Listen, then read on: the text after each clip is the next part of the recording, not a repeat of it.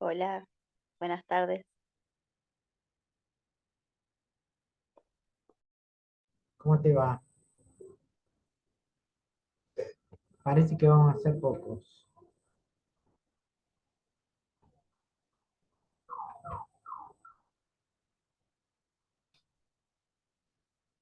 Los niños, Bien, todo bien, ahí están con los dibujitos, vamos a ver cuánto aguantan. Yo igual por las dudas me silencio, así puedo escuchar bien.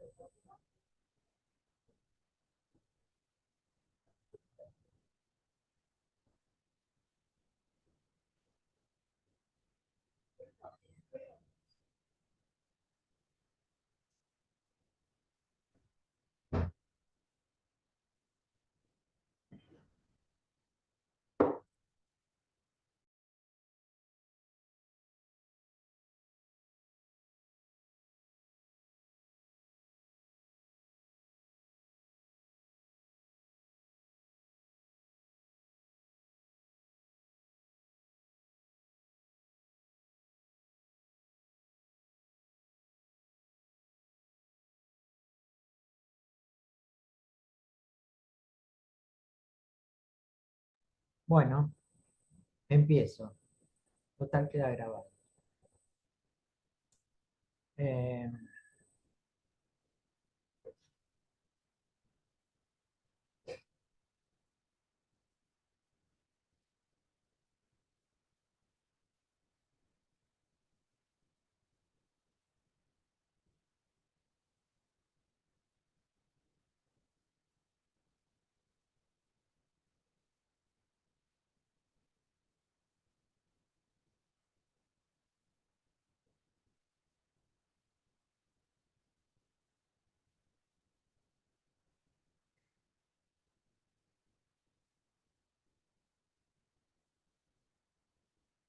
bueno, ya está abierto en el campus el módulo de la semana que viene, que empieza el lunes.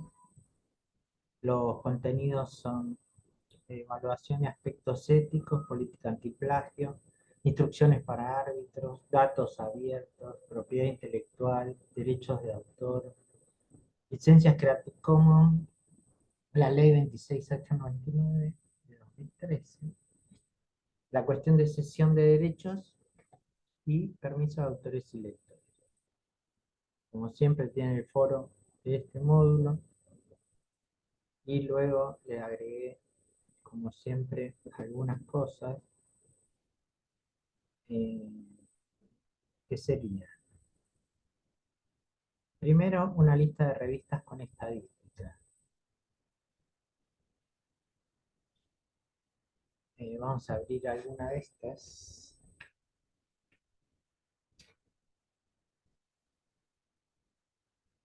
¿Se ve, María? Sí, sí, veo perfecto. Bueno, ahí está cargando. Y esta revista tiene estadísticas, tiene un problemita de, se le superponen el OJS, tendrían que haber dejado más espacio. A ver, ahí está.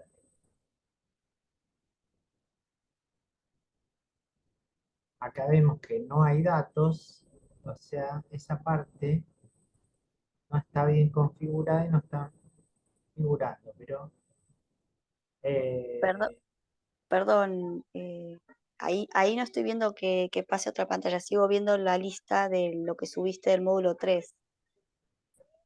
ah, No se me lo abrió que quería todavía el era archivo. compartir. Cuando cambio de ventana tengo que abrir.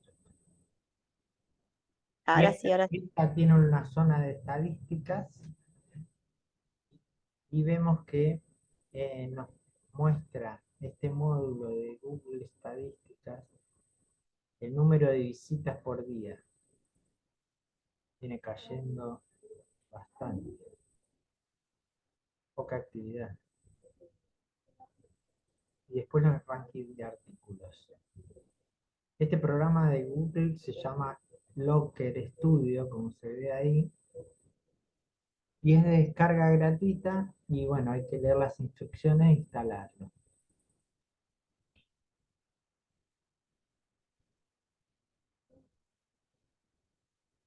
Vamos a abrir otro.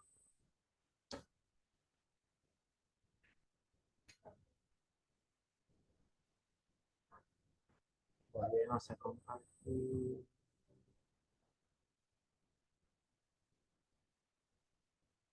A ver si esta lo tiene mejor. Se ve que a todas las de La Plata se le cayó. Pero tiene el ranking de artículos del año actual. ¿Lo ves? Sí, sí, ahí lo veo perfecto. Y muestra que tuvo una caída en visualizaciones con respecto al año anterior, supongo que será. Bueno, básicamente todas estas revistas de la lista que, que pongo ahí tienen este programita instalado. Es diferente al de los JS, que capaz que lo has visto, te dice el número de visualizaciones por artículo. Sí, sí, lo he visto en la plataforma.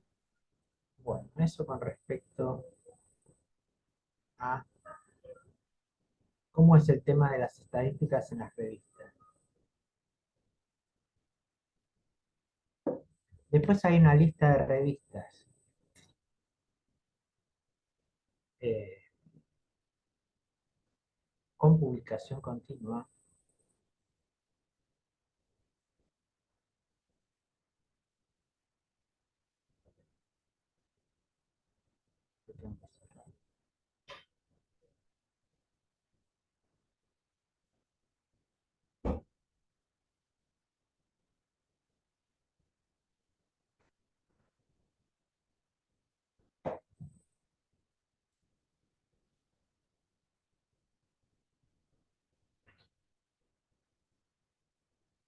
A esta lista en el módulo de revistas con publicación continua como ejemplos de cómo se ven y aparte tiene un texto al final que indica qué hay que poner en la revista una vez que le pones publicación continua.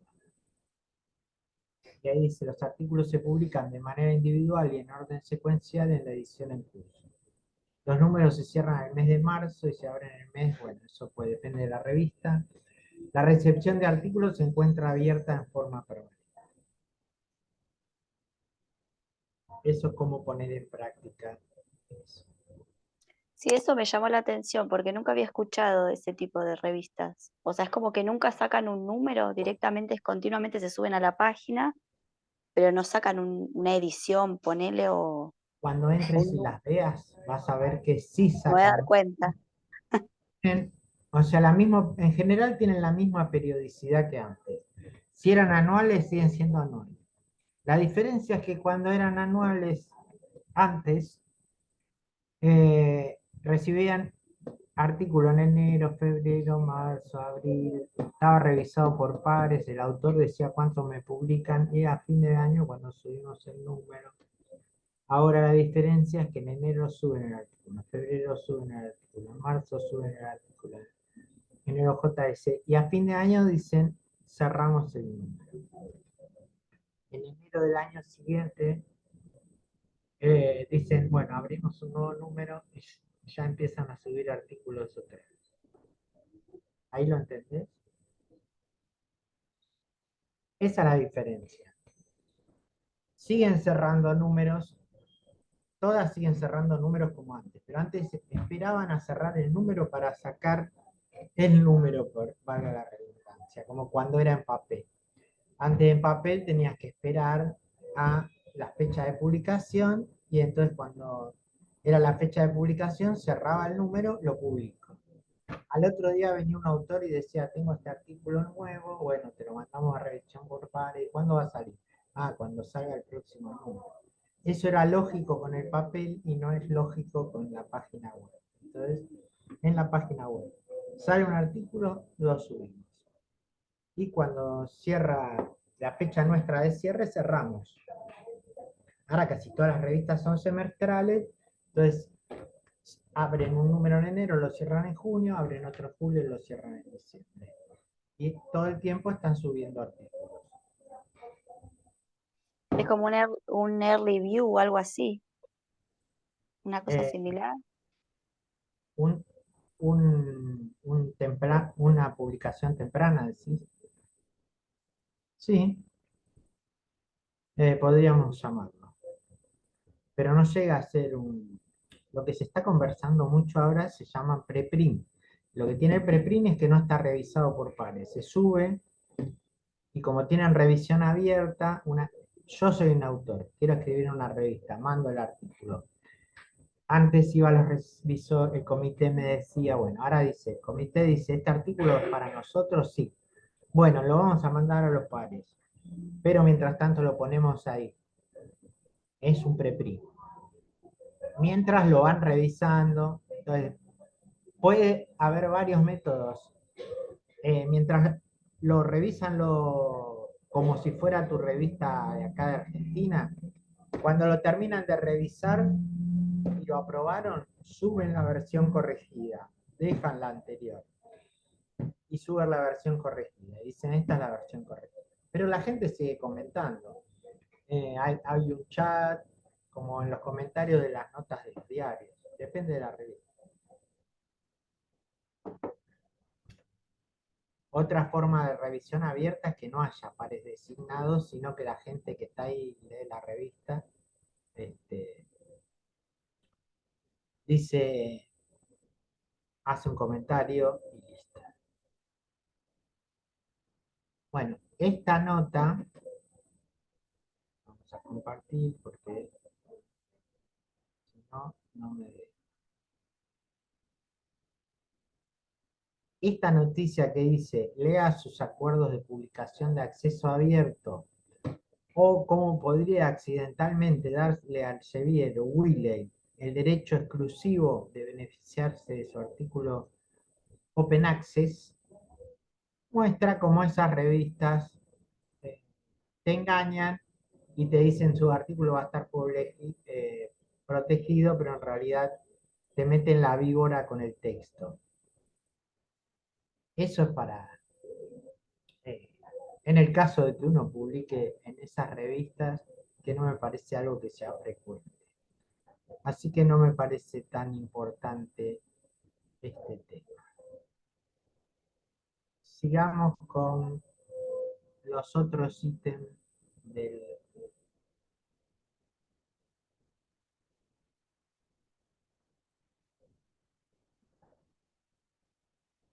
¿Qué sigue? Eh, Ejemplos de guías para árbitros.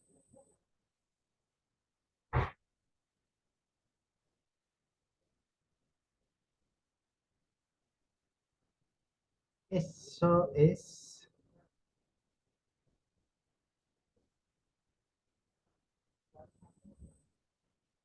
Hay varios ejemplos, este es el ejemplo uno. Y entonces formulario para evaluar artículos o notas de investigación que le podés enviar al autor. Y hay varios ejemplos. ¿Ven? Título del artículo, fecha en que se entregó, nombre del evaluador, puntos a evaluar. Hay revistas que tienen esto y otras que no. Esto es cuando o conseguís un nuevo evaluador y te dice, pero que es medio fiaca, no tiene mucha capacidad de evaluador. Y entonces le mandás una cosa como esta, que le hace unas preguntas. Es claro y legible en cuanto al estilo, si el tipo lo lee, pone por ahí.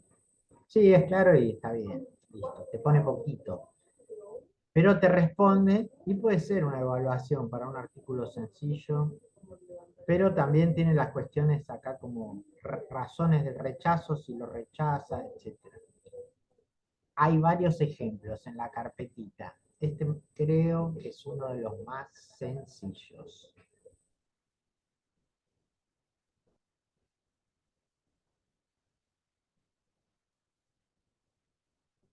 Este es un documento, hoy lo estuve revisando, el diagrama de flujo de COPE, y es para cosas que en general las revistas no tienen respuesta porque son muy complicadas. ¿Qué hacer si sospecha que una publicación es redundante o duplicada? Y entonces te dice en forma muy desarrollada, qué podés hacer y qué acciones tomar. Está muy bien escrito. ¿Mm? Pero es ante eventualidades de cosas raras, como qué hacer si sospecha que hay plagio. Pero es un tipo de consulta que me suelen hacer a mí. ¿Qué hacemos si pensamos que hay plagio? Bueno, esta guía está muy bien escrita y tiene respuesta para todas las posibilidades prácticamente. Y está en español. Incluso dice, ¿qué hacer si sospecha que hay datos inventados? El autor no responde, el autor responde. ¿Qué puedes hacer en cada caso? Me pareció muy útil.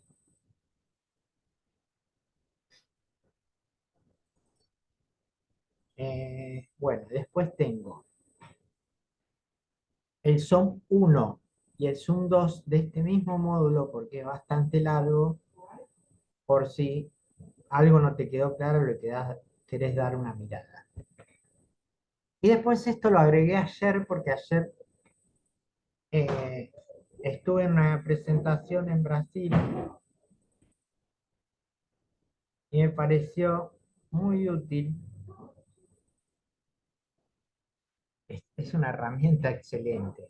Eh, la creó Bianca Amaro, que es la titular del foro de ciencia del CONICET brasilero, vendría a ser. Y le llevó bastantes años, pero está muy bueno. ¿Por qué? Con este diseño tan lindo, dice, ¿cómo crear? Bueno, está en portugués. No sé si, sí, pero el traductor lo traduce. ¿Cómo crear una revista científica? Accedes ahí y ves, tiene botones. Necesidad. Ver si hay la necesidad de crear una revista. Financiar una revista, elementos de una revista, sobre la revista, política de envío, equipo editorial. Y vos haces clic sobre eso, por ejemplo, equipo editorial, y te explica todo. Cómo es el editor jefe, la figura del consejo editorial, la comisión científica, así. Esto lo sacaron este mes. Describe las revistas científicas y de ciencia abierta, dónde indexar, indexación y calificación de revistas científicas, y tiene un diseño excelente. Acá tiene una cosa que ayer estuve mirando y me gustó, que es autodiagnóstico de calidad editorial. De calidad editorial. Vamos a traducir. Y es como una encuesta en la que te va preguntando cosas para saber si tenés calidad, digamos, como que te... Pero bueno, El sitio está vigente y tiene todos esos chiches que acabo de mostrar. Y después está el texto duro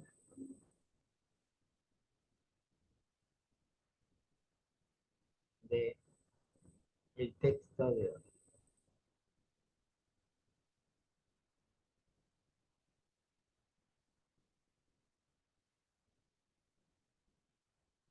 que tiene largas 33 páginas. Hola Julia.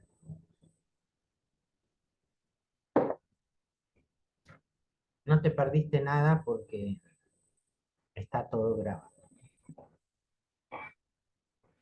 Eh, Estos son 33 páginas que definen, como lo entendemos nosotros, todas estas cosas. Algunas cosas son bastante eh, engorrosas para mí. La cuestión de los aspectos éticos, significación, presentación, erudición, evidencia, bueno, cosas que uno evalúa en los artículos. La motivación de los árbitros y los conflictos de intereses, bueno, ya sabemos, los árbitros siempre están poco motivados, es una de las cosas más difíciles de obtener acá en Argentina. Eh, Anonimato, cómo se maneja el criterio de simple ciego, doble ciego, triple ciego. El 99% de las revistas argentinas trabajan con doble ciego. Pero acá está definido todo para saber que existen. Está un poco definida también la revisión por pares abierta. El proceso de arbitraje, que es algo que se les pide un poco ya a las revistas, que lo describan en sus políticas, o sea, que expliquen, no basta con decir eh, el proceso de arbitraje es doble ciego, sino que hay que decir el artículo llega, el comité editorial evalúa si pertinencia, calidad mínima, etcétera, campo disciplinar, o lo rechaza directamente, o lo acepta para ser enviado a los revisores. Una vez que se lo envía el primer revisor, ese revisor, o sea, explicar todo el proceso. Fraude y otros comportamientos incorrectos, me parece que eso está mejor explicado en el documento de COPE que estaba explicando antes. Selección de árbitros para la revista. El otro día estaba viendo que todavía está funcionando Publons. Me voy a anotar eso, porque hace un par de años que no entro, y era un lugar donde buscar árbitros de otras partes del planeta, y le resultó útil a algunas revistas. Bueno, la cuestión de la ética científica, el compromiso del editor, todas cuestiones de fondo.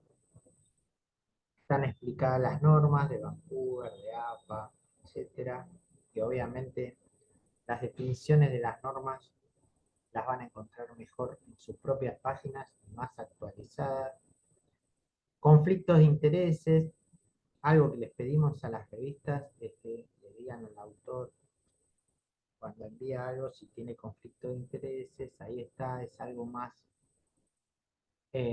habitual en las revistas médicas, pero también eh, tendría que empezar a implementarse en la cuestión de sociales y humanas. La política antiplagio, o sea, mínimamente lo que le pedimos, por ejemplo, en la Tindex, es que la revista declare algún método con el que trata de detectar el plagio. Puede decir mínimamente que ahora hace una búsqueda en Google Academy. No es necesario instalar por ahora un software antiplagio. Hola, Verónica.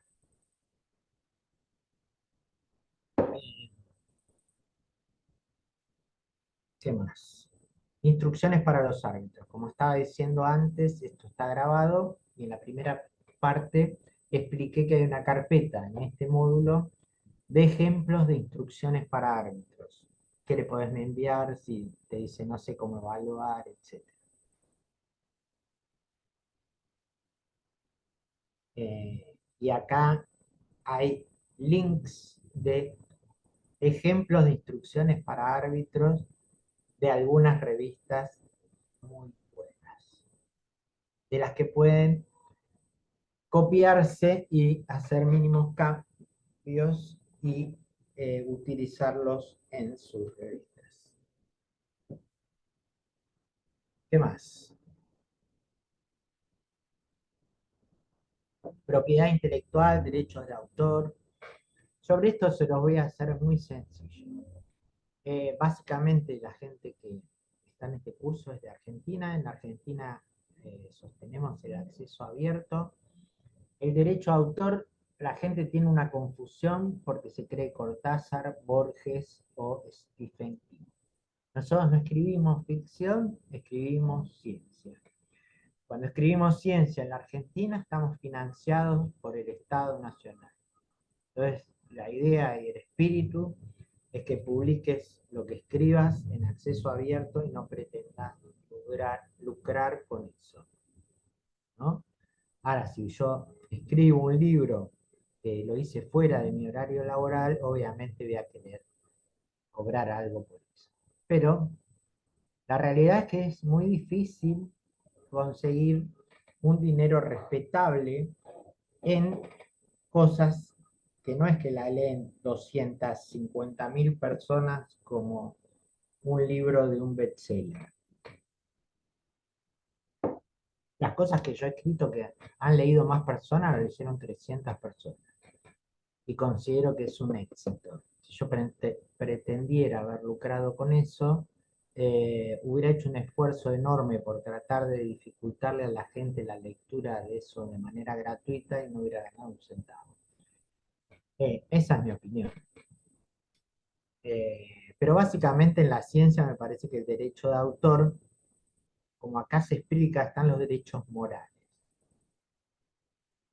Y los derechos morales sobre nuestras obras son intransferibles, irrenunciables e inembargables. ¿Qué quiere decir?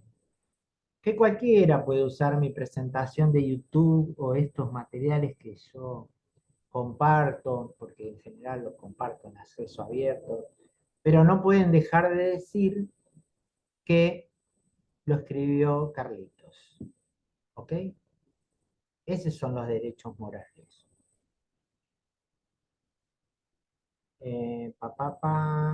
Dominio público, legislación ¿Te puedo hacer internacional. una pregunta, Carlos? ¿Qué tal? Buenas tardes. Amo las preguntas porque no me siento muy solo. Bueno, ¿qué tal? Disculpas por la demora, pero bueno. No, la vida Em, es... en este momento yo estoy escuchando que hablas de esto y, viste, me quedé enganchada la otra vez con lo de los preprint, porque hoy tuvimos nuestra primera reunión con el comité editorial, reunión física, digamos, real, no virtual, ¿Y y cómo nos te pudimos... fue? Ah, fue divertido. No, estoy muy contenta porque digamos, en esta construcción que queremos hacer, si no estaban ellos, medio como que no íbamos a poder hacer lo que pensamos. Vamos a ver qué sale de todo esto, pero bueno, eran bastantes como éramos como 10. Así que Bien, hay lo entusiasmo. que sí hay entusiasmo, sí, sí. Obviamente ahora te voy a comentar algo que pasó muy gracioso, pero para no irme de tema, em, el tema de los preprint, porque yo quedé enganchada con eso, pensando que podía ser una buena sección para la revista, y me pregunto cuando un estudiante de una carrera está haciendo un trabajo con mucho esfuerzo, ¿no? Y quiere compartirlo en este formato, ¿cómo hacer para también proteger, bueno, una manera de proteger tal vez la originalidad del trabajo, y eso es, aunque no sea doble ciego ni todo eso, pero es publicarlo justamente, o no, o digamos, ¿cómo puedo convencer a un estudiante que todavía no terminó ese trabajo de publicarlo y de que va a estar protegido, que no va a venir alguien y le va a robar el tema o algo así? Y básicamente, esa es otra parte que preocupa a la gente. Ustedes habrán visto que yo tengo un canal en YouTube y todo lo que, todas las clases que doy, todas las conferencias que doy, las pongo ahí para que la gente las vea en acceso abierto. Y cuando yo le digo a los otros profesores, hagan eso, me dicen, no, pero te va a ver cualquiera, esa es la idea. Y les da como, la realidad es que no hay ningún problema, porque vos vas a subir. Supongamos que vas a instalar una revista en los JS, ¿no? Como hablamos acá en nuestro país, es gratuito, qué sé yo. Subís un material. En la medida que vayas profundizando en esto, te vas a dar cuenta en qué universidad estás vos. En la Universidad Nacional de Mar del Plata. Bueno, la Universidad Nacional de Mar del Plata tiene un repositorio también. En la medida que tengas la revista, seguramente vas a hablar con la gente del repositorio y la gente vas a hacer tu acuerdo con la gente del repositorio y todo lo que publiques en la revista va a ir al repositorio. O sea que va a estar guardado en los archivos o backup que tenés de la revista, aparte en el repositorio, y la idea es que haya más lugares, un tercero, un cuarto, etcétera. Para que el día de mañana la gente, el público científico, diga, hey, necesito consultar una revista del año 2023 de tal tema, ¿y dónde lo puedo encontrar? Bueno, que esté en varios lugares. Eso es la idea con estas cuestiones digitales, que hay que replicar y mantener vivos los datos, pero eso es un tema de preservación digital. La cuestión es que va a estar en más de un lugar, ¿no? El artículo. Incluso hay lugares que vamos a ver al final del curso, los indexadores que también cosechan los artículos. O sea que el artículo, si vos lo subís al preprint a tu revista, luego de un tiempo va a estar en el repositorio de Mar del Plata, en el repositorio del MinSit, en el repositorio de otra base internacional. Va a estar guardado en varios lugares. La idea es mañana viene alguien y agarra un preprint de un alumno, el ejemplo que vos diste, ¿no? Que lo publicó en 2023, ponele ahora en septiembre, lo publicamos, preprint, y entonces alguien, viene el alumno y dice, che, esto que yo publiqué en el 2023 viene en el 2024 y te dice, me lo publicaron allá en tal parte y dicen que es de ellos. Bueno, sonaron, porque vos podés acreditar que eso se publicó en el año anterior, no solo en la revista tuya, sino que está depositado en el repositorio aquel y en el otro con la fecha de subida. Entonces, en el supuesto caso que él quiera hacer un juicio o lo que sea, tiene las pruebas suficientes. Antes era el impreso, bueno, ahora es la fecha de subida a ese disco duro de cada lugar, antes que el otro. O sea que tiene una prueba muy dura de que él es el autor de eso y que el otro lo plagió. ¿Responde eso a la pregunta? Sí, sí, me parece que está bueno ensayar la respuesta en caso de que alguien no se entusiasme mucho por hacer eso, más que nada por esto de compartir algo inédito, no sé, bueno, imagino, nos pasa todo que cuando estudiamos lo que estudiamos nos parece que descubrimos algo increíble y bueno, compartirlo a veces. Y como ese espacio me parece que está bueno para dinamizar alguna sección de la revista y justo hablabas de esto, pero me parece bien, la respuesta me responde. Sí. Incluso ay, me acordé. Había un tipo que se llamaba, se van a acordar porque es reciente, Bucay, que escribió unos libros de autoayuda y en un momento le hicieron una denuncia porque copiaba textualmente.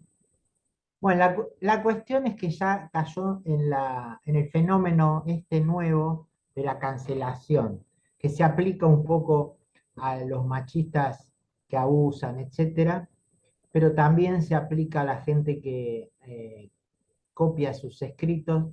Creo que no le hicieron ningún juicio penal pero bueno, las editoriales obviamente no le publican más nada porque es mala palabra. Se comprobó que afanaba los textos que publicaba de otras fuentes y bueno, murió como autor de autoayuda. No sé si sirve el ejemplo, pero quiero decir que ahora es más rápido esa cuestión de, incluso cada tanto salen los diarios de algún ministro europeo, de alguna autoridad de alguna parte, que dicen su tesis doctoral la copió de tan parte, y es terrible, o sea, lo hacen renunciar, etcétera. Es más una condena social que lo que se obtiene en un juzgado porque en la carrera que yo doy en edición, tengo las profesoras de Derecho de Autor, Mónica Boreto, que es una autoridad y es una abogada, y esos juicios, la verdad que no, son muy lentos. Y en general lo que funciona más es la condena social. Y lo que funciona como prueba de que vos sos autor de algo, en la cuestión digital es la fecha de que la que está cargado el documento. Sigamos, a no ser que tengan otra pregunta. Ahí una compañera puso, sí, hay que, no sé si lo querés decir, Verónica. Los preprints se tienen que publicar en una sección aparte de la revista, es decir, hay que avisar que el artículo es un preprint, sí. Porque vos en el OJS, Verónica, pones en una parte, no sé si te has fijado en el acerca de, pones en una parte, eh, tildás qué cosas tienen revisión por pares, qué secciones de la revista tienen revisión por pares y cuáles no. Entonces vos tendrías que crear una sección que la llamarías pre, preprint u otro nombre que se te ocurra en español, pero bueno, está muy estandarizado lo de preprint y ponerlos ahí. Tendrías que ver, yo subí en la clase anterior el listado de bases de datos de preprint o no lo subí todavía. Me parece que ya estaba, a ver.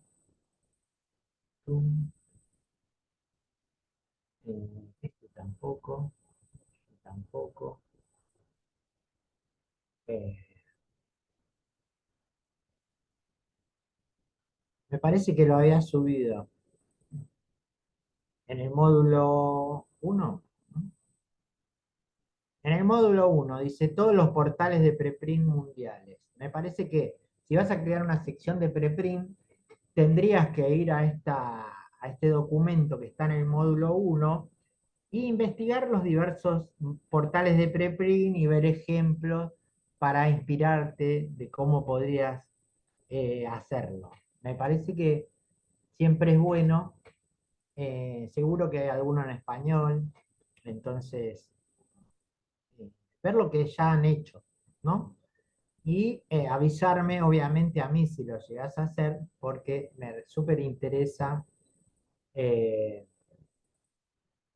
me súper interesa, serías una de las primeras revistas argentinas con sección de perfil.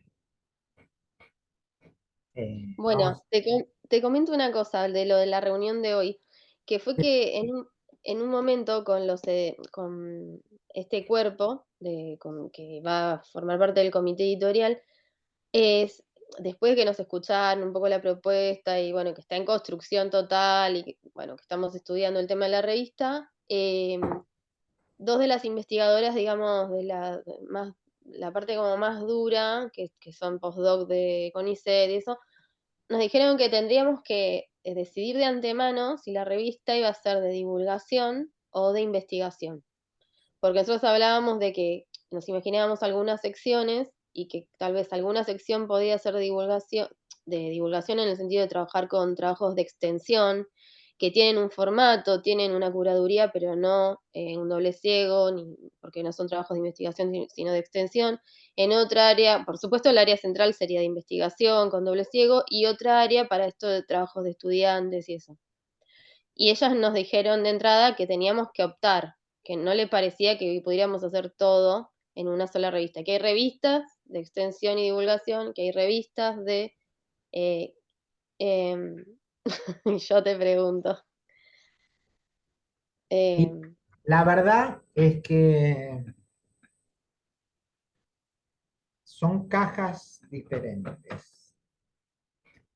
Y a la gente esta que te dijo, tienen cierta razón porque no es común lo que vos estás diciendo.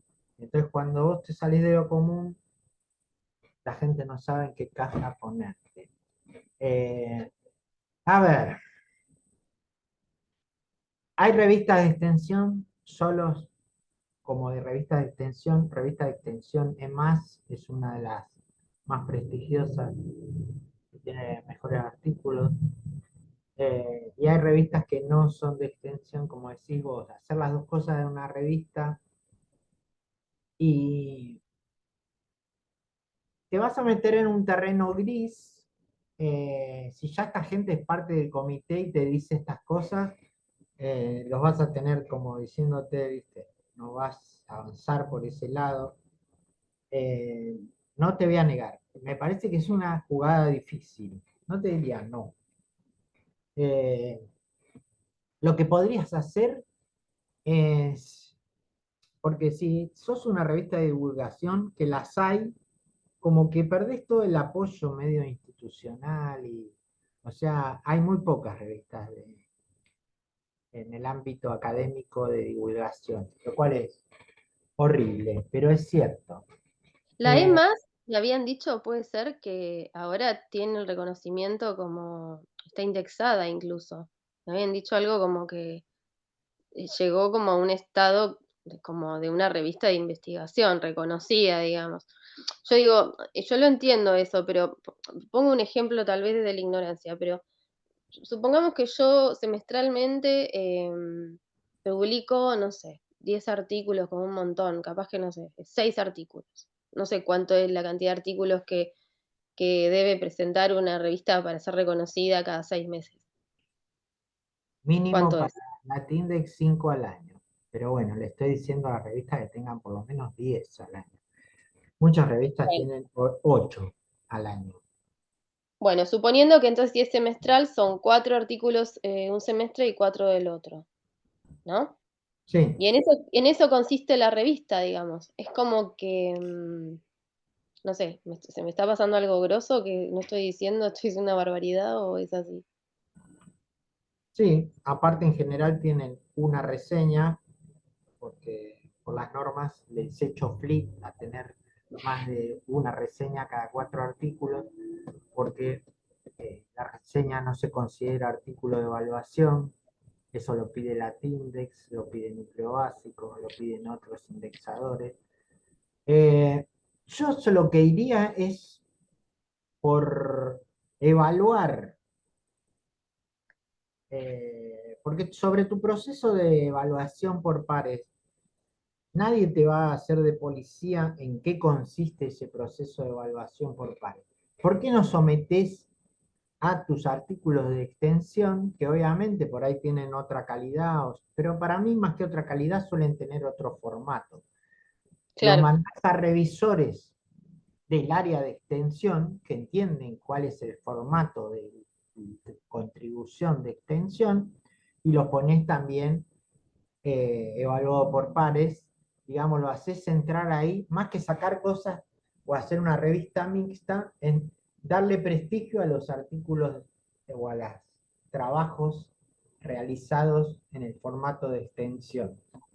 Sí, Eh, me parece bueno porque, perdón que te interrumpa, pero en esta reunión estaba convocada una persona de extensión porque originariamente eran los que organizaban la revista. mm, Entonces, se les dio un espacio y lo que hablaba es que ella estaba haciendo cursos de escritura para proyectos de extensión. Entonces, les está capacitando a personas que hacen extensión y les revisa los artículos. Pero digamos, es medio interno porque eso sería antes de enviarlo a que lo revise alguien. Está bien, pero lo que quiero decir, hay un proceso de curaduría, hay un Sí, trabajo de mejora de esos artículos. Por ahí lo que le decís a la gente de extensión, miren, ustedes van a aportar artículos a la revista, yo le pido que lo evalúen. Ustedes, yo no te pongo los árbitros, poneros vos. O sea, gente que sea de extensión, que entienda cómo es el formato, bueno, obviamente que tengan los mínimos criterios de corrección ortotipográfica claro. dado, pero que no vengan con criterios de otro tipo de artículos a ponerme la vara en los artículos de extensión. No sé Que si no me compitan. Sí, ¿Eh? que no traten de competir o de diferenciarse, sino que en realidad entren como dentro del mismo formato. Y ser inclusivo. Me parece que esa sería la forma. Y ¿Y, entonces y no quién los ¿eh? podría evaluar? O sea, si son ellos mismos, porque yo tengo entendido, o sea, estamos buscando, digamos, a lo que se planteó sobre todo al comité editorial hoy fue que cada uno tenía que proponer al menos 2 integrantes del comité internacional de evaluación, digamos, del externo. El Entonces, comité, el comité internacional no hace nada. O sea, ¿no los- evalúa? no, porque el comité internacional, al formar parte de tu comité de la revista, la teoría es que no evalúe ningún artículo. Los que evalúan son evaluadores, que no tienen que figurar en la revista. Lo que podés hacer es hacerles un homenaje a fin de año y ponerle el listado. La siguiente lista de personas evaluó artículos de esta revista y mandarles cartas de reconocimiento, un certificado. Ah, Certificado, bien. Manuelita Pérez ha actuado como revisor externo de los artículos de la revista, muchas gracias. Eso es lo que se hace con los evaluadores. Los evaluadores tienen que ser externos, o tendríamos que suponer que son externos a la revista. O sea, el comité ese que pones internacional son figuras relevantes del campo disciplinar que están muy ocupadas siempre y no hacen nada, pero te dan prestigio. Vos le mandás una carta y le decís, señor momia número 1, usted acepta ser miembro del comité científico de mi revista. Te dice, bueno, sí, te acepto, poneme ahí. Bueno, luego le mandas una carta y decís, muchísimas gracias por su elaboración y es la última vez que le vas a escribir. Así funciona. No me Ah, sigas. bien. Y ese comité internacional son los 2/3 famosos. Los 2/3 tienen que ser externos, claro, son Brasil o Córdoba o San Luis o La Pampa. Ok. Y los evaluadores son anónimos hasta que se los nombra o se los reconoce. Claro, algunas revistas le envían solo el certificado y otras a fin de año, bueno, al final de cada número, sigue siendo anónima, porque vos no sabés qué artículo evaluó, qué evaluador. Es una lista que dice evaluadores de este número, por orden alfabético. Que no son miembros de los comités, son otras personas. Y que, como no figuran en ningún lado, tampoco se evalúa quiénes son, digamos. No, por eso es otra de las recomendaciones que yo suelo hacer siempre, no sean tan exigentes con los evaluadores. Bueno, te lo estaba diciendo con esto, buscar evaluadores del área de extensión. Podés tener de evaluadores a alumnos avanzados de la carrera, gente muy nerd, para decirlo en criollo, de posgrado, etcétera, que le digas vos, che, ¿te animás a evaluar este artículo? No, pero yo quién soy, pero vos le ves uña de guitarrero, que es una persona idónea, que tiene una licenciatura, una especialización, una maestría, y no es famoso ni es reconocido, pero tiene habilidades de lectoescritura. Puede ser uno de los dos revisores que de entrada revisa la cuestión ortotipográfica y le hace una primera devolución al autor y le dice, mira, acentúa las esdrújulas. Estoy exagerando, pero tenés algunas referencias mal citadas, o sea, esas pavadas, y después el otro evaluador que sea más de la disciplina. La gente que está empezando en nuestra carrera académica le viene muy bien en su currículum unas referencias de evaluador externo de la revista tal. Un par de líneas en el CV. ¿Quedó claro? Les aviso, en 3 minutos yo tengo citado al curso siguiente que es identificadores persistentes. Ustedes, no sé si están anotadas o no, pero las invito a continuar si quieren, escuchar el siguiente si se quieren quedar, pero les aviso, van a empezar a entrar los del siguiente curso, ¿ok? Es de 5 a 5:30. Carlos, ¿te puedo hacer unas preguntas rapidito antes de que empiece el otro curso? Que me quede de lo que hablamos ahora. Bueno, me Dos, va a dos quedar preguntas. colgado un poco del repaso del documento que está en el módulo, que obviamente que lo pueden leer solas y cualquier cosa, si tienen dudas, lo hablamos la semana que viene. si les surgen dudas me parece que es un documento de muy fácil lectura. Ahora sí, te escucho. Bueno, dale, dale, perdón. No, me quedé pensando en lo que comentaste, que había una página de web donde se podían buscar revisores, ¿viste? Ah, a ver si todavía está viva. El otro día no sé dónde leí, Pulon se llama. Y después, perdón, y otra de las preguntas que tenía era el tema del tema del plagio, que me quedó también, que no sé si lo leí en el módulo 2 una parte, pero ahora veo que en el módulo 3 se profundiza en eso, que no, saber qué herramientas hay, vos dijiste que se podía hacer sin necesidad de bajar una aplicación o algún software, bueno, y que me comentes qué opciones hay, digamos, como para evaluar el plagio en un artículo.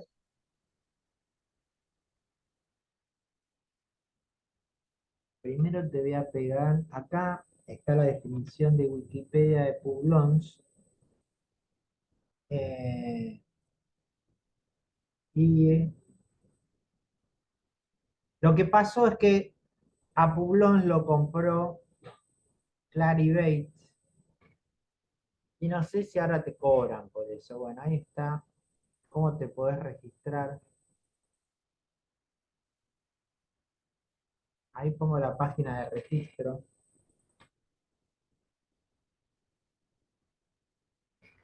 Eh, y supongo que ahora debe ser más difícil. Antes era una base de datos de revisores de todo el mundo que estaban dispuestos a evaluar determinadas materias. Entonces vos le escribías un correo, le decís, o sea, porque acá y en todas partes del mundo eso es muy bueno para tu currículum ser evaluador externo de revistas. Y entonces había gente que lo hacía como acá, por amor al arte, le decías, ¿te gustaría revisar este artículo de mi revista? Te invito, después te hago un certificado y aceptaba. Pero en 2014, como dice ahí Wikipedia, Publón fue comprado por Clarivate, le pusieron la pata encima y ahora no sé qué parte del servicio es gratuito o no. La segunda parte de la pregunta,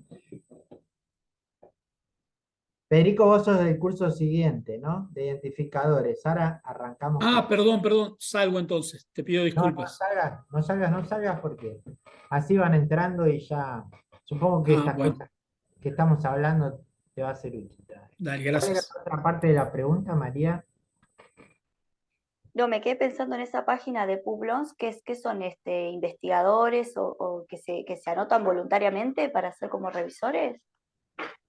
Eh, sí, como dice Wikipedia, eh, hay 3 millones de revisores ahí y que hicieron 1 millón de revisiones de 25.000 revistas. Pero como te digo, no he entrado últimamente y en 2000, acá dice en 2017 lo compró Clarivate. No sé qué parte de eso es gratis ahora.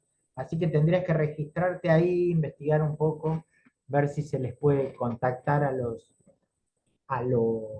investigadores y proponerles ser revisores de tu revista. Dale, gracias, ¿no? Pues la verdad que es durísimo. Sí, sí, pero abran un poco también el panorama. Esto que yo digo, estudiantes avanzados, hagan una convocatoria, o sea, porque es como un secreto aún. Necesito un revisor. Bueno, poner un aviso, o sea, no digo un aviso en Clarín, digo un aviso, hacia una convocatoria en la facultad. Necesitamos revisores para la revista tal, evaluaremos los CV. Y Pero tienen que ser externos, digamos. Eso es lo, bajar perdón, la volví, vara, ¿eh? volví, volví del Porque también ciberespacio. ahí hay otras cosas que es empezar en cursos como este o en otras partes, o pedirme a mí, o buscar correos de revistas de la misma área disciplinar y escribirle a la secretaria de esa revista y decirle, mira, yo publico esta revista en tal área disciplinar. ¿Cuál era tu área disciplinar? ¿Extensión? No, la otra, María. Eh, no me ¿A acuerdo. mí me hablas o a Verónica o a...? Eh, ¿Quién me hizo la pregunta? No, perdón, yo te hice la pregunta. Acá esto lo que pasa es que van y vienen los nenes, voy silenciando por eso. ¿Cuál era tu No, herencia? y la otra, no, y yo soy de exactas, por eso, ¿viste? Es muy difícil conseguir gente para revisar. No, primero hay Y menos revistas de exactas. Pero claro, también en exactas es un, son muy hambrientos del CV y si encontrás estudiantes avanzados y eso, es una posibilidad de eh, que les sirva, ¿no? Ser sí, revisores. lo que pasa, viste que como decías vos, como es mucho amor al arte, mucha gente no quiere perder tiempo en eso. Y hay de todo, a veces los más antiguos, como ya no están corriendo atrás del CV, te responden y a veces no, hay de todo. Pero bueno, está bueno, es un buen dato como para tener una opción adicional, sobre todo cuando son temas tan específicos. No, y la Sí. otra pregunta que te he hecho era por el plagio. ¿Cuál era la No, pregunta? que me habías comentado que aparte de que no era necesario bajar un programa específico para saber si un trabajo tiene un alto contenido de plagio No, eh, lo que quise decir es que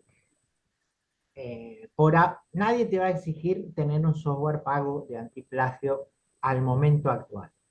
Nadie te va a exigir al momento actual tener un software gratuito de detección.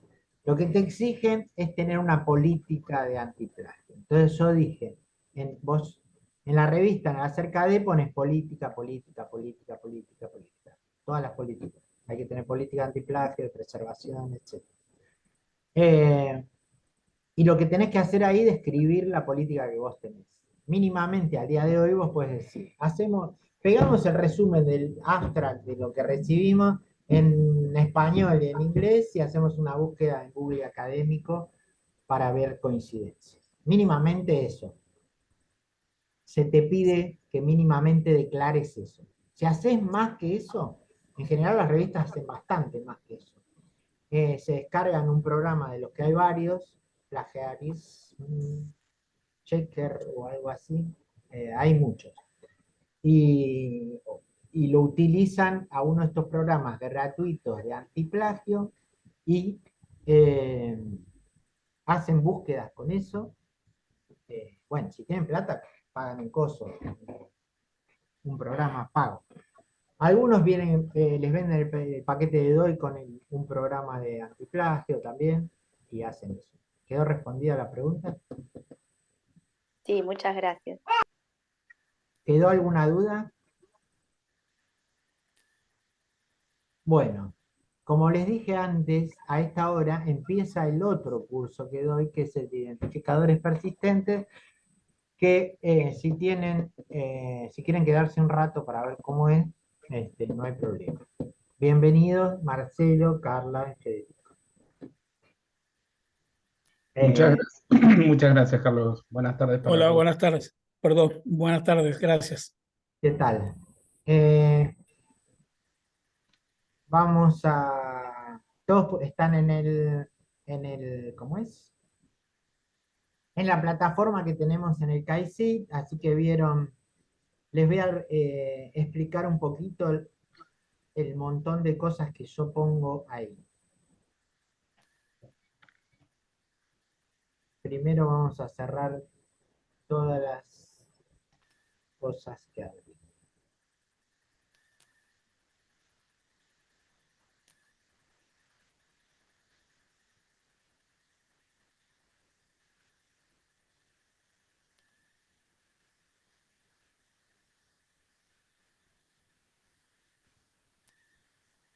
Bueno, están viendo la semana 1 que es la que estamos, ¿no?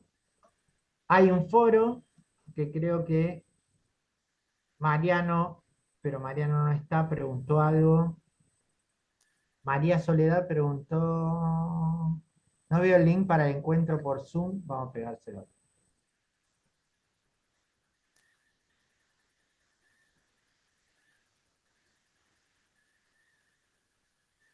Responder.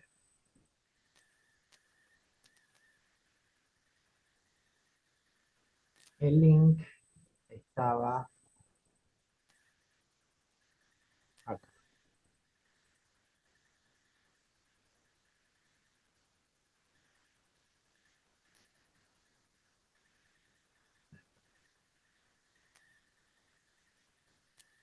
Foro semana 1.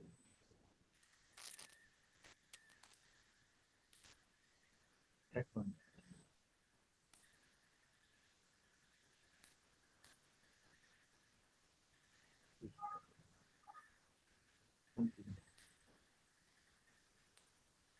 Bueno, vamos a tratar de hacerlo dinámico.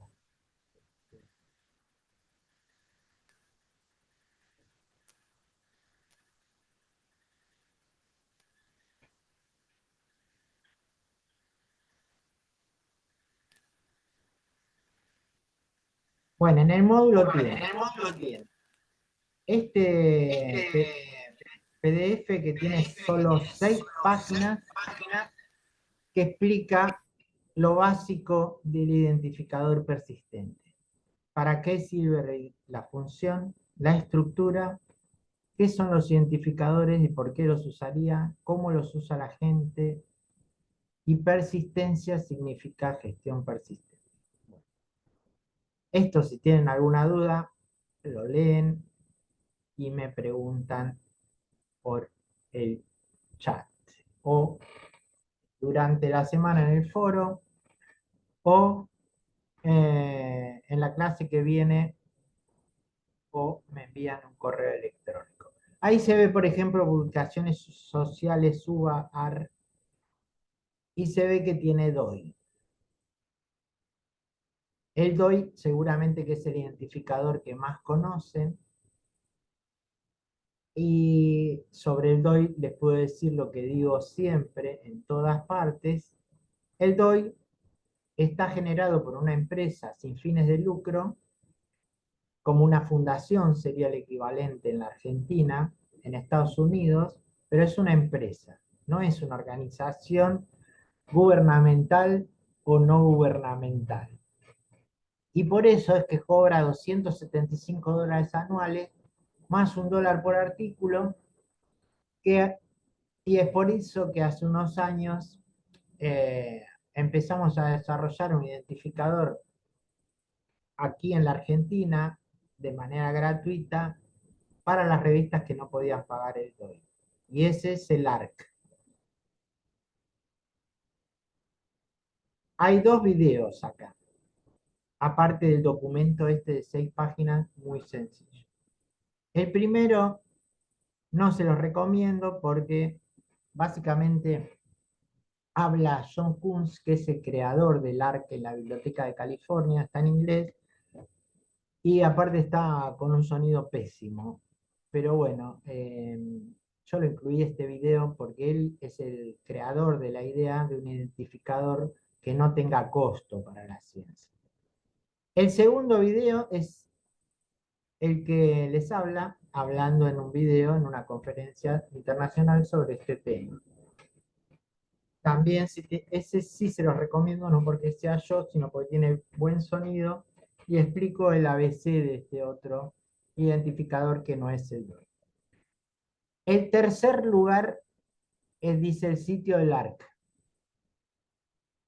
Ese es el sitio del ARC internacional. Yo tengo el traductor de Google de sitios y entonces lo veo en español, pero está en inglés.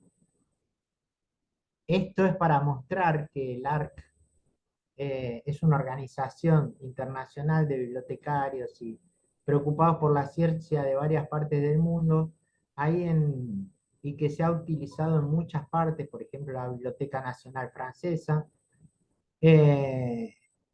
y ahí están los grupos de trabajo también, que pueden ver que yo formo parte.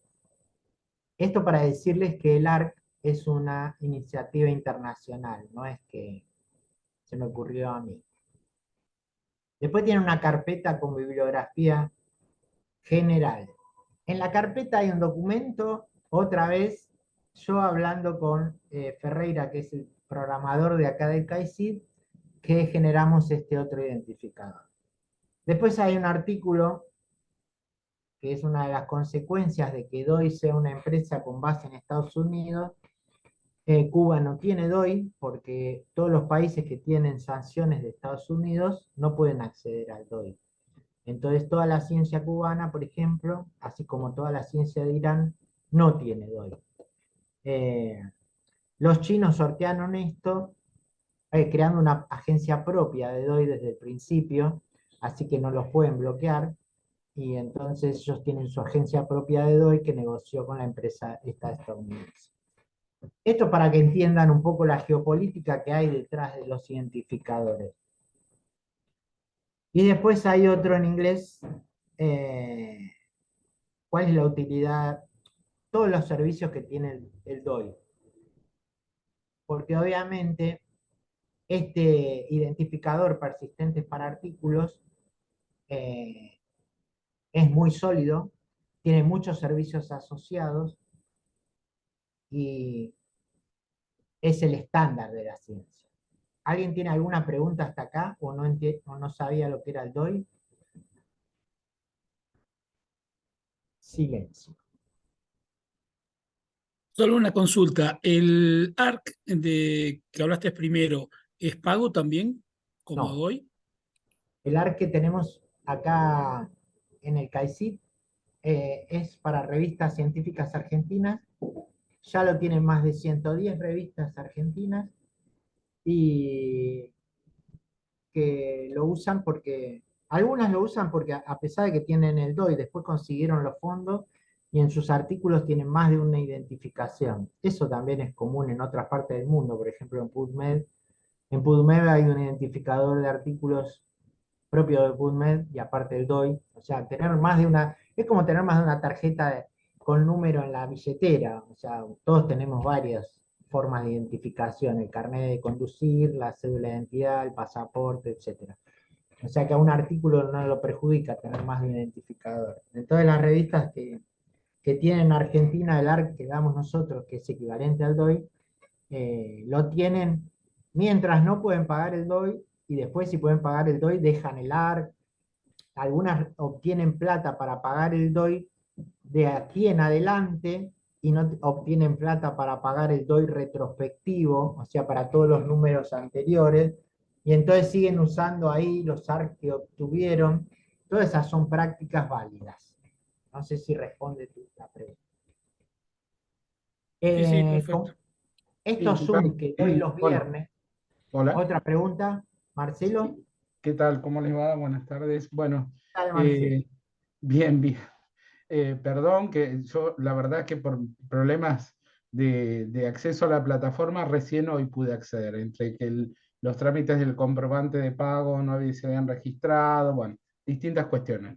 Así que la Ok. verdad que pido disculpas, pero no pude leer el material ni ver los videos hasta ahora, pero bueno, este es el primer contacto que tengo con el curso y como puse en el foro, bueno, soy el editor de la Revista Argentina de Salud Pública del Ministerio de Salud de Nación y nosotros estamos en esta historia de ver cómo incorporamos algún identificador persistente porque por distintos motivos y uno de ellos sobre todo es por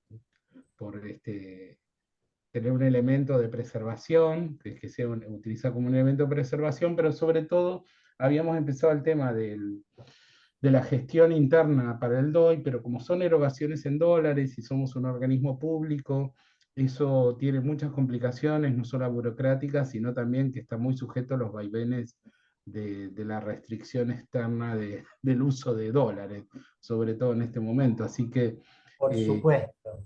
claro, y además, porque desde lo, digamos, como posición filosófica y de política editorial, nos interesa más adoptar un sistema que sea en sintonía con los mandatos de las políticas de acceso abierto, digamos, ¿no?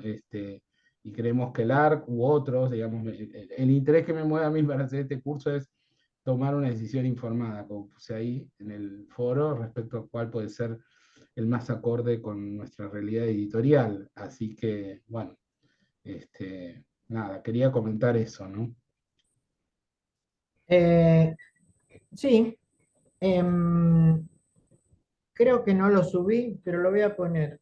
Eh, con el MinSit escribimos un documento que se llama Alineamientos para la Ciencia Abierta. Mm, Nosotros, desde el CAICIT y otros expertos, eh, Y ahí se recomienda el uso de identificadores persistentes no pagos, o sea, como decís vos, u otros que surjan en el futuro. De hecho, esta iniciativa que nosotros tenemos del ARC en la Argentina tiene unos 6 o 7 años, pero este año también surgió una iniciativa en Brasil que se llama parecido, se llama ARC, pero con D minúscula adelante, y los brasileros también están desarrollando una prueba piloto. Ellos todavía no otorgan, pero está todo en esa línea, digamos, porque no solo es Claro, difícil para nosotros aquí en Argentina, sino este tipo de cosas se han tornado difíciles para toda la ciencia latinoamericana. Voy a subir el documento ese para que veas que es un ajá. documento publicado por el MINCIT, por el Ministerio de Ciencia y Tecnología, y las recomendaciones que hace ese documento con respecto a los identificadores persistentes. Está Eh, bien. ya te digo que Buenísimo, si tu Carlos. revista tiene ICCN y está Sí, en sí. en la plataforma OJS, me escribís un mail y en una Ajá. semana te otorgamos el identificador persistente, si es que es este el que quieren, ¿no? Sí, sí, sí, sí. No, más que nada, también digo, lo comento, pero porque no leí el material, entonces no quiero hacer una pregunta que no sea que no corresponda a este momento, pero una de las cosas que pensaba en el momento de hacer también una elección, aparte de las que ya comenté, es que sea un identificador en el cual no sea aceptado, digamos, por los sistemas de indización. Digamos, entiendo, hasta lo poco que sé, entiendo que no tendría por qué haber una objeción, porque cuando uno se postula a las revistas, no es que dicen obligatoriamente que sea DOI, pero bueno, eso lo iré viendo con el material o con lo que vos nos puedas comentar al respecto, Carlos. Sí, eso lo voy a comentar más en extenso, pero brevemente la Tindex te lo reconoce, núcleo básico también, cielo no, porque cielo no depende de Argentina y como no tenemos metadatos, cielo Brasil se opone aún a aceptarlo y DOAG también lo acepta, o sea, la situación no es como vos decís, lo más lógico sería que todos lo aceptaran. Bueno, no es así, te soy sincero. Bueno, hay un Sí. Zoom, este curso ya es la segunda vez que lo doy este año, hay un Zoom de abril, que es básicamente lo mismo que hablamos ahora, por si alguien quiere profundizar más. Después está esta guía y lista de verificación de estrategias nacionales de PIB de la República Democrática Alemana. Esta lista no es para que la lean, es para que vean que muchos países tienen una estrategia nacional de identificadores persistentes. Algo de lo que yo vengo insistiendo desde que creamos este identificador nacional, en el sentido de que no tenemos que depender, más allá de que sea el mío o el que tenemos acá en la institución u otro, depender de un identificador que obviamente los datos están fuera de nuestra soberanía y entonces es bueno que cada país tenga una estrategia nacional. Ahí se muestra que muchos países tienen una estrategia nacional, o sea, no es adscriben al DOI como que listo, ponemos DOI y se acabó el problema, no es así. Después está esta página de identificadores persistentes para investigación electrónica. Después hay un número de bibliografía nacional. Esto es para que vean un poco que hay muchas cosas sobre, no es para que lean todos, son sitios. Este último, introducción a los identificadores persistentes, es un texto cortito, me pareció que está muy bien escrito, por si quieren otra lectura más allá de lo que les voy a proponer yo hoy, que es esto. Como venía diciendo, este PDF tiene solo 6 páginas y cuenta un poco la historia del ARC. cómo se creó la estructura. Para los que nunca vieron un identificador persistente, todos vieron un DOI, ¿no? Bueno, tiene DOI, 2 puntos, un numerito, letras, etc. Así son todos. El ejemplo de un arcaicid, el que damos nosotros, ¿ven? Tiene http, id.caicid.gov.ar, arc, 2 puntos, y tiene... Lo que nosotros hicimos es asociar el ICCN de la revista con un identificador persistente. Esto está validado con el Centro Nacional Internacional de ICCN y está validado con el creador del ARC. O sea, es como reescribimos un poco, no es que hicimos lo mismo que están haciendo los demás. O sea, en cada ARC nosotros tenemos el ICCN de la revista que tiene ese ARC y después tiene estos caracteres numéricos y alfabéticos generados por un programita también de acceso abierto y gratuito que nosotros descargamos y utilizamos, y genera esto, que una de las características que nos parece útil de los identificadores es que sean opacos. ¿Qué quiere decir opacos? Que acá en este texto, por ejemplo, no diga id.caicid.gov.ar la revista tal, artículo 4, ¿no? Que sea opaco quiere decir que esto no es traducible al lenguaje humano. Es una elección hecha por la máquina, ¿m? Para cada artículo. ¿Qué son los identificadores y por qué lo usaría? En la otra clase vamos a ver un montón de identificadores que básicamente en la ciencia argentina no se conocen, porque esto es algo que llegó para quedarse. Los identificadores lo que hacen, nos facilitan en esto que todos sabemos. En cada uno de nuestros campos disciplinar surgen infinitos, no infinitos, pero más allá de nuestra comprensión de cosas por las que nos tenemos que actualizar, la búsqueda se torna difícil. Lo que hacen los identificadores es hacerla unívoca. Cuando nosotros tenemos un identificador de algo, nos va a devolver un resultado, no cientos, no decenas, no miles. Y después afinan la búsqueda, porque en la otra clase voy a hablar de los otros identificadores que van dentro de los artículos. Ya hay identificadores para dentro de los artículos. Vos, por ejemplo, escribís un artículo sobre líneas celulares o cuestiones genómicas, y vos le pones a tus pedazos de ARN que estuviste estudiando un número dentro del artículo. Afuera tiene un DOI o un ARC o lo que sea. Y adentro le pones un número a esa o al clon de ratón con el que estuviste haciendo experimentos, o a la bacteria o al hongo. Y antes uno buscaba por el nombre de la especie, pero esa búsqueda todavía da cientos de miles de resultados. En cambio, si vos pones la línea genómica o la bacteria exacta de la variedad que vos estás usando, te van a aparecer solo los artículos en las que el investigador trabajó sobre esa variedad específica.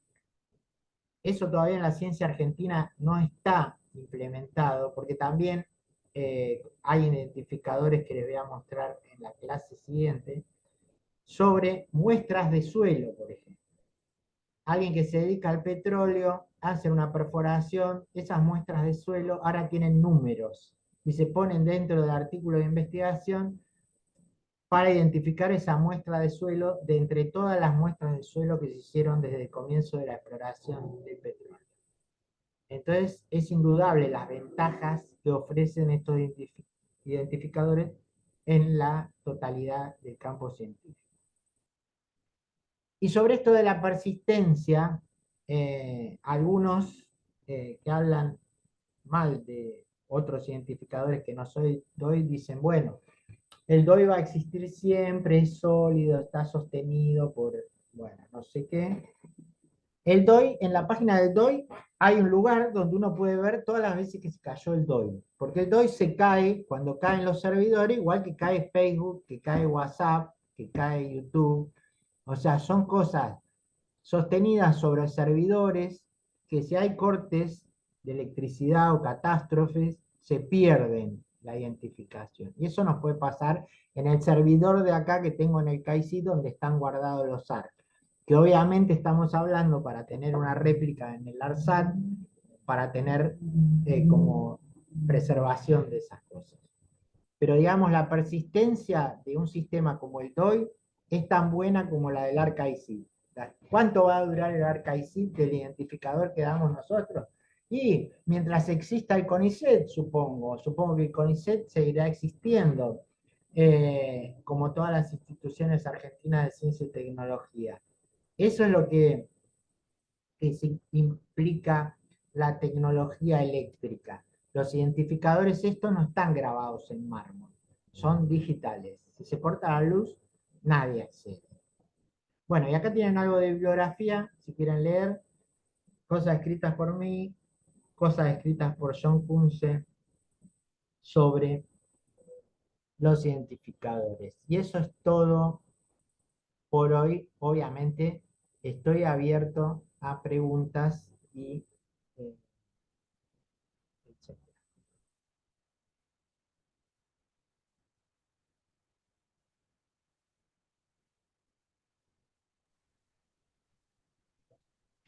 No hay preguntas.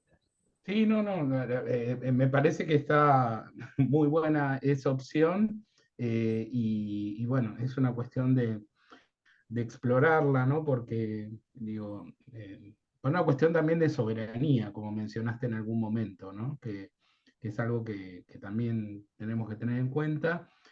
También, digamos, me llama la atención el hecho de que el cielo, de hecho lo he visto en algunos informes para algunas revistas para las que trabajo, que exija el DOI, siendo que Cielo es una organización que apoya las políticas de acceso abierto, digamos, ¿no? O sea, no, es como que a simple vista parece inconsistente esta exigencia con los mandatos de ciencia abierta, ¿no?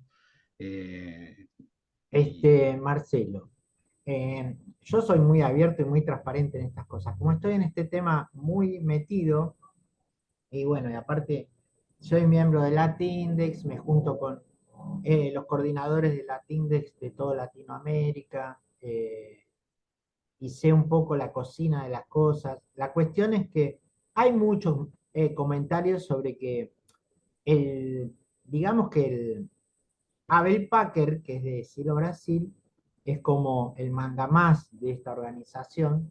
O sea, muchos países de América tienen su delegación de Cielo, como Cielo Argentina, pero un poco él como que dirige con mano de hierro la organización y, y bueno, a él le parece como que todavía es un experimento de este tipo de identificadores. No he insistido últimamente, pero la última vez que hablé con él me dijo, bueno, cuando tengas metadatos asociados al identificador, podemos hablar. Es algo que por ahí se logra. eh, Puede ser que es una cuestión técnica. Yo le he dicho, digamos, DOAJ es muy prestigioso y acepta no solo ARC, sino otros identificadores. O sea, le pide a la revista que declare qué tipo de identificador usa, que como cualquier identificador le parece bueno. sí. Bueno, también participo en Latindex y en Latindex están de acuerdo conmigo en que es válido cualquier identificador, pero un poco esa es la cocina detrás de estas cosas.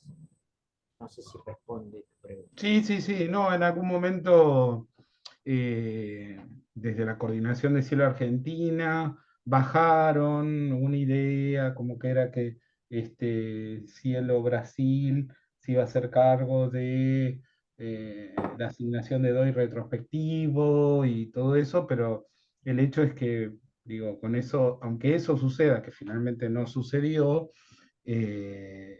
la entidad editora se ve queda obligada a seguir manteniendo ese sistema con una suscripción anual, digamos, ¿no? Claro, Como bien decís, es de han 275 surgido dólares. varias cosas. Por ejemplo, fruto del ruido que hago yo y otros que hablamos aparte de este tema, eh, DataSite, que es una agencia subsidiaria de CrossRed, sacó ayer un fondo en el que dan plata para que revistas o instituciones, entre 10.000 y 50.000 euros. Pero no te rebajan, porque yo lo que les había propuesto a los de Crossref, les dije, ustedes lo que tienen que hacer es sacar un DOI para el tercer mundo con un precio adecuado a nuestro, porque como es, para ellos $275 no es nada, Claro. pero no les entra en la cabeza que para nosotros sí es plata. Entonces, Claro. hace algo para, bueno, son sordos a eso, entonces sacan esto, que te subsidian, pero es como la filosofía del primero te lo regalo. Claro. Bueno, te van a dar 10.000 euros, pero con el compromiso de que luego de instalar, o sea, te dan para comprar un server, para instalar los DOI, te darán un par de años y después, bueno, ya quedaste adentro. Pero después te ponete. Pero bueno, el norte global hace esas cosas, ¿no? Sí, sí. Bueno, muchas gracias O- por responder, Carlos.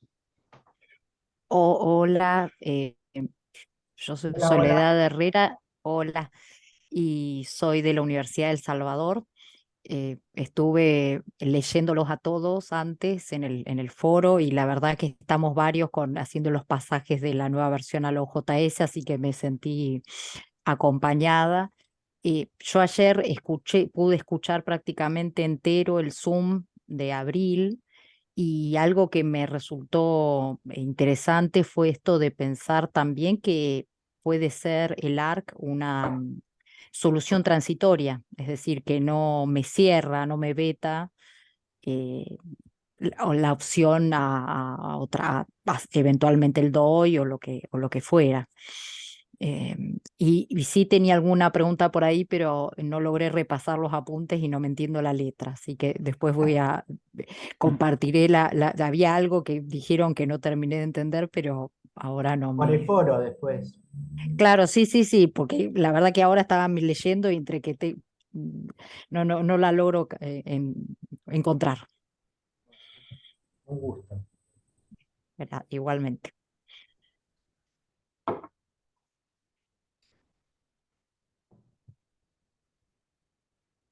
Bueno, dejamos acá. Nos vemos el viernes que viene a las 5. Si Bueno, quieren entrar un poquito antes, van a escuchar un poquito del otro curso. ¿cuál es el otro que estás haciendo, Carlos, dando? Eh, Voy por la tercera semana de gestión de revistas científicas Ah, eh, y uso el mismo Zoom porque, bueno, sí, claro. y Entiendo. entonces podés ver un poquito del otro. De acuerdo. Bueno, muchas gracias. Hasta el próximo viernes. Que tengan Sí. muy buen fin de semana. Muchas Igualmente Igualmente, gracias. que para puedan todos. descansar, podamos descansar. Sí, Chao, chao. saludos. Chao.